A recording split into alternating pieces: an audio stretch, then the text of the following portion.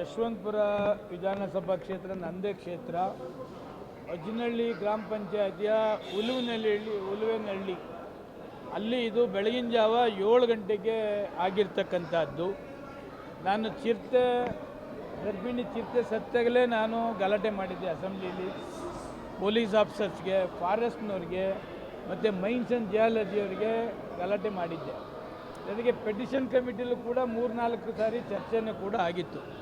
ಬೆಳಗಿನ ಜಾವ 7 ಗಂಟೆಗೆ 10 ಜನ ಕಾರ್ಮಿಕರು ಕೆಳಗಡೆ ಕೆಲಸ ಮಾಡ್ತಕ್ಕಂಥದ್ದಕ್ಕೆ ಬೆಳಗಿನ ಜಾವ 7 ಗಂಟೆಗೆ ಹೋಗಿದ್ದಾರೆ. ಅಲ್ಲಿಂದ 100 ಅಡಿ ಮೇಲ್ಗಡೆ ಇನ್ನೊಬ್ರದ್ದು ಕ್ವಾರೆ, ಅವರು ಇಟಾಚಿ ಮುಖಾಂತರ ಕ್ಲೀನ್ ಮಾಡಿಸಿ ಆ ಗುಳಿ ತೋರಿಸಿ ಬ್ಲಾಸ್ಟ್ ಮಾಡ್ತಕ್ಕಂಥದ್ದಕ್ಕೆ ರೆಡಿ ಮಾಡ್ಕೊಳ್ತಾ ಇದ್ದರು. ಅಷ್ಟೊತ್ತಿಗೆ ರೆಡಿ ಆಗೋತ್ತಿಗೆ ಅಲ್ಲಿ ಮೇಲ್ಗಡೆ ಇರ್ತಕ್ಕಂಥ ಬಂಡೆಗಳೆಲ್ಲ ಕಳಚಿ, ಇಟಾಚಿನೂ ಕಳಚಿ ಕೆಳಗಡೆ ಬಿದ್ದಿದೆ. ಯಾರು ಕೆಳಗಡೆ ಕೆಲಸ ಮಾಡ್ತಾಯಿದ್ರು ಕಾರ್ಮಿಕರು 10 ಜನ ಇದ್ದರು ಅಂತ ಮಾಹಿತಿ. 10 ಜನದಲ್ಲಿ ಈಗ ಆಲ್ರೆಡಿ 7 ಜನ ಸ್ಪಾಟ್ ಔಟ್ ಆಗಿಬಿಟ್ಟಿದ್ದಾರೆ.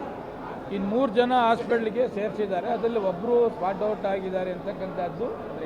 8 ಜನ ಒಟ್ಟು ಸಾವಾಗಿದೆ ಅಂತಕ್ಕಂಥದ್ದು.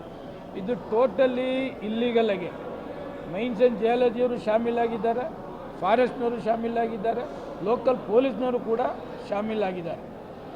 ಪ್ರಶ್ನೆ ಮಾಡಿದ್ರಿ ಸರ್ ಅಸೆಂಬ್ಲಿಲಿ ಪ್ರಶ್ನೆ ಮಾಡಿದ್ದೀನಿ.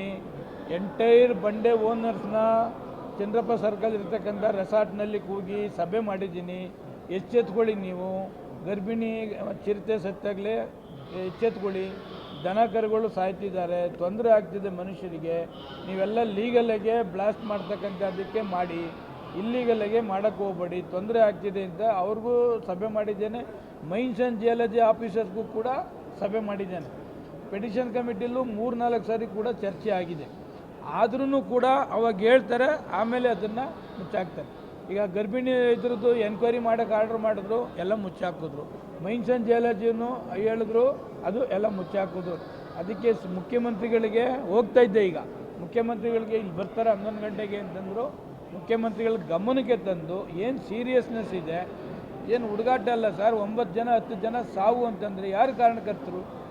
ನನ್ನ ಪ್ರಕಾರ ಈ mains and geology, local police ಮತ್ತು ಫಾರೆಸ್ಟ್ ಅಫಿಷಿಯಲ್ಸ್, ಇವ್ರು ಪೊಲ್ಯೂಷನ್, ಇವ್ರು 3 ಜನ ಮೇಲೆ FIR ಮಾಡಬೇಕು. A1, A2, 3, A4 ಈ ಅಧಿಕಾರಿಗಳ ಮೇಲೆ FIR ಮಾಡಿದಾಗ ಮಾತ್ರ ಇದ್ಯಾರೋ ಬಡಪಾಯಿಗಳು ಸಾವು ನಿಲ್ತದೆ. ಇಲ್ಲದೆ ಹೋದರೆ ಕೇಸ್ ಮುಚ್ಚಾಕ್ಬಿಡ್ತಾರೆ. ಪ್ರಬಲ ಇದ್ದಾರೆ. ಈಗ ಯಾರು ಬಂಡೆ ನಡೆದಿದೆ, ಆ ಕರ್ನಾಟಕ ಸ್ಟೇಟ್ ಕ್ರಷ್ ಮಾಲೀಕರ ಅಧ್ಯಕ್ಷ, ಅವ್ರದ್ದೇ ಫ್ಯಾಮಿಲಿ ಇದು.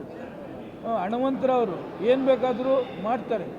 ಅದಕ್ಕೆ ಯಾವುದೇ ಬಂಡೆ ಆಗಲಿ, ನನ್ನ ಪ್ರಕಾರ ಸಣ್ಣ ಪುಟ್ಟದವ್ರದ್ದಾಗಲಿ ದೊಡ್ಡದವರಾಗಿರಲಿ, ಯಾರು ಇಲ್ಲೀಗಲಾಗಿದೆ ಅವ್ರನ್ನ ಕೂಡಲೇ ಅರೆಸ್ಟ್ ಮಾಡಬೇಕು.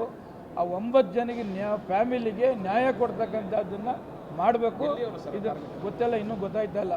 ಹೊರಗಡೆ ಒಟ್ಟಿನಲ್ಲಿ ಹೊರಗಡೆಯವರು 10 ಜನ ಪಾಪ ಬೆಳಗ್ಗೆ 7 ಗಂಟೆಗೆ ಹೋಗಿರ್ತಕ್ಕಂಥದ್ದು. ಇನ್ನೂ ಅವ್ರು ಯಾವ ಊರಿನವರು ಎಲ್ಲಿಯವರು ಅಂತಕ್ಕಂಥದ್ದು ಮಾಹಿತಿ ಇಲ್ಲ.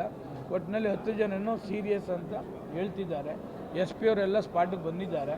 ಮುಖ್ಯಮಂತ್ರಿಗಳ ಗಮನಕ್ಕೆ ಇದು ಸೀರಿಯಸ್ ತಂದು ಮುಖ್ಯಮಂತ್ರಿಗಳ ಗಮನಕ್ಕೆ ನಾನು ಕೂಡ ಸ್ಪಾಟ್ಗೆ ಏನಾರು ಅವ್ರಿಗೆ ಪರಿಹಾರ ಘೋಷಣೆ ಮಾಡುವಂಥದ್ದಕ್ಕೆ ಏನಾರು ಒತ್ತಾಯ ಮಾಡ್ತಾರೆ ಸರ್. ಈಗ ಪರಿಹಾರ ಕೊಡ್ತಕ್ಕಂಥದ್ದು ಆಮೇಲೆ, ಇದು ಯಾರು ಇದಕ್ಕೆ ಕಾರಣಕರ್ತರಾಗಿದ್ದಾರೆ ಅವರಿಗೆ ಪನಿಷ್ಮೆಂಟ್ ಕೊಡದೆ ಹೋದರೆ, ಈಗ ಮುಖ್ಯಮಂತ್ರಿಗಳಿಗೆ ಹೇಳಿದ್ರೆ ಪರಿಹಾರ ಕೊಡ್ತಾರೆ, ಅದು ಬೇರೆ. ಈಗ ಸಾವು ಬರ್ತದ ಮತ್ತೇ ಅವ್ರ ಕುಟುಂಬಕ್ಕಾಗಿರ್ತಕ್ಕಂಥ ನೋವಿಗೆ ಪರಿಹಾರ ಸೂಕ್ತ ಒಂದೇ ಅಲ್ಲ.